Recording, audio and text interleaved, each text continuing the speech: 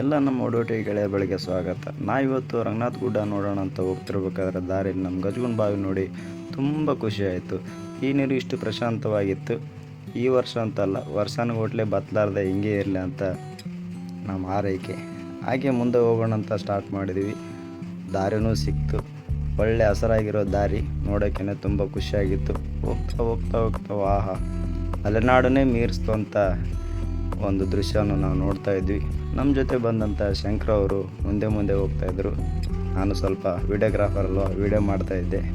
ದಾರಿ ಅಂತೂ ಭಾಳ ಕಷ್ಟಕರವಾಗಿತ್ತು, ಎಲ್ಲ ಗಿಡಗಳು, ಬಟ್ ಮಳೆ ಬಂದಿರೋದ್ರಿಂದ ಒಂಥರ ವಾತಾವರಣ ತುಂಬ ಇತ್ತು. ಒಂದು ವಿಡಿಯೋ ಇರಲಿ ಅಂತ ನಾನು ಒಂದು ಹೇಳಿ ಮಾಡಿಸ್ಕೊಂಡು ವಿಡಿಯೋ ಇದು. ಹೋಗ್ತಾ ಹೋಗ್ತಾ ದಾರಿ ಅಂತೂ ಸೂಪರಾಗಿತ್ತು. ಯಾರ್ಯಾರು ದೂರ ಇದ್ದರೆ ಆದಷ್ಟು ಬೇಗ ನಮ್ಮ ರಂಗನಾಥನ ಗುಡ್ಡನ ಈ ದಾರಿಲೇರಿ ಒಂಥರ ಕ್ಷಣನ ಎಂಜಾಯ್ ಮಾಡ್ರಿ ಅಂತ ಹೇಳೋಕ್ಕೆ ಇಷ್ಟಪಡ್ತೀನಿ. ಅಂತೂ ಫೈನಲ್ಲಾಗಿ ಕೊನೆಗೆ ಮುಟ್ತಾ ಬಂದ್ವಿ. ಆದರೂ ಇನ್ನೂ ದಾರಿ ಬರಲಿಲ್ಲ, ಯಾಕಂದ್ರೆ ನಾವು ವಿಡಿಯೋ ಮಾಡ್ತಾ ಹೋಗೋದ್ರಿಂದ ಸ್ವಲ್ಪ ಸ್ಲೋ ಆಗಿ ಹೋದ್ವಿ. ಬಟ್ ಹೋಗ್ತಾ ಅಂತೂ ಗಿಡಗಳು ಸರಿಸೋದೇ ಒಂದು ದೊಡ್ಡ ಕೆಲಸ ಆಗಿತ್ತು. ನಮ್ಮ ಶಂಕರ್ ಅವರಂತೂ ಏನು ಗಿಡದಲ್ಲಿ ತೂರಿದ್ದು. ನಾನು ಹಿಂದೆ ಫಾಲೋ ಮಾಡ್ತಾಯಿದ್ದೆ. ಆದರೂ ದಾರಿಯಲ್ಲಿ ಸ್ವಲ್ಪ ಜಾಸ್ತಿ ಗಿಡಗಳು, ಮಳೆ ಬಂದಿರೋದ್ರಿಂದ ಗಿಡಗಳೆಲ್ಲ ಕೆಳಗೆ, ನೀರುಗಳೆಲ್ಲ ಬೀಳ್ತಾಯಿದ್ವು. ಅದಕ್ಕೋಸ್ಕರ ಹಂಗೆ ಫಾಲೋ ಮಾಡಿದ್ವಿ. ಇನ್ನೇನು ಹತ್ರ ಬಂತು ದಾರಿ ಅನ್ನೋಷ್ಟರಲ್ಲಿ ಸ್ವಲ್ಪ ಕಷ್ಟಕರ ಆಯಿತು ದಾರಿ.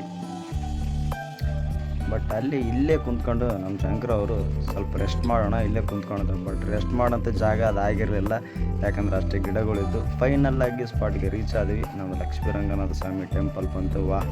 ಅಲ್ಲಿಂದ ಒಂದು ವ್ಯೂ ನೋಡೋದಿದೆಯಲ್ಲ, ಮಲೆನಾಡನ್ನು ಮೀರಿಸುವಂಥ ಶಕ್ತಿ ಇತ್ತು. ಅಲ್ಲಿ ಬಂತು ನೋಡಿರಿ ನಮ್ಮ ರಂಗನಾಥ ಸ್ವಾಮಿ ಟೆಂಪಲ್. ಯಾರು ಏನು ಅನ್ಕೋಬೇಡಿ, ನಮ್ಮ ರಂಗನಾಥ ಸ್ವಾಮಿನ ತೋರ್ಸೋಕ್ಕಾಗಿಲ್ಲ. ಬಟ್ ಆದಷ್ಟು ಬೇಗ ಎಲ್ಲರೂ ಬಂದು ಡೈರೆಕ್ಟಾಗಿ ಬಂದು ದರ್ಶನ ಮಾಡ್ಕೊಳ್ಳಿ. ಫೈನಲಾಗಿ ಗುಡ್ಡ ಹತ್ತೋಣ ಅಂತ ಪ್ಲ್ಯಾನ್ ಮಾಡಿದ್ವಿ. ಬಟ್ ಗಾಳಿ ಜಾಸ್ತಿ ಇರೋಂದ್ರೆ ಹತ್ತೋಕ್ಕಾಗಲಿಲ್ಲ. ಥ್ಯಾಂಕ್ ಯು, ಧನ್ಯವಾದಗಳು.